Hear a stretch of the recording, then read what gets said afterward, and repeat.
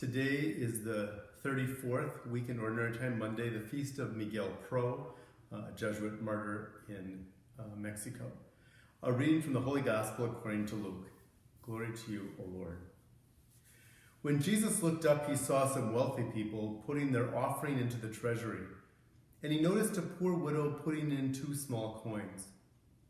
He said, "I tell you truly, this poor widow put in more than all the rest.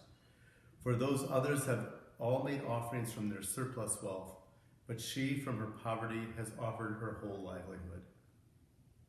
My sisters and brothers, for our salvation, the gospel of the Lord. Praise to you, Lord Jesus Christ. Today I just want to talk a little bit about Miguel Pro. For some reason, the history of Mexico has never really been told well in our own country. And Miguel Pro was a martyr from the 20th century, from the 1926 or 25, I think. And there was a revolution in Mexico, and the church was suppressed. Hard to believe in a country so Catholic. And the religious practices were suppressed. Miguel Pro, a Jesuit, he and his Jesuit brothers went to Mass and did Masses clandestinely, and was eventually caught and under some false charge was executed.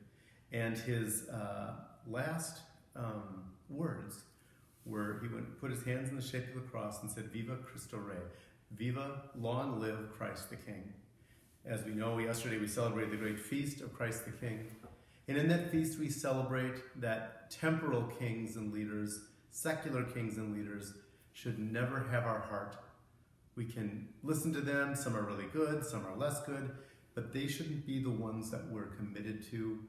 It should only be Christ the King, Jesus Christ, who comes in humility. In our secular world, our leaders look for power. Jesus looks for humility. And Miguel Pro, simple priest, gives his life and claims it's not the political authority. I owe my allegiance to Christ the King. Beautiful feast. If you want to read a really interesting book, it's one of my favorite books of all times. It's called The Power and the Glory by, just lost his name. Graham Greene. Graham Greene, thank you. One of my favorite books of all time about this period. And it's about a very human priest, and also the hope that the gospel continues. It's a great book to read. Let us today ask God for the grace that we may always keep our hearts close to the only ruler, the only king that really will save us, Jesus Christ. God bless.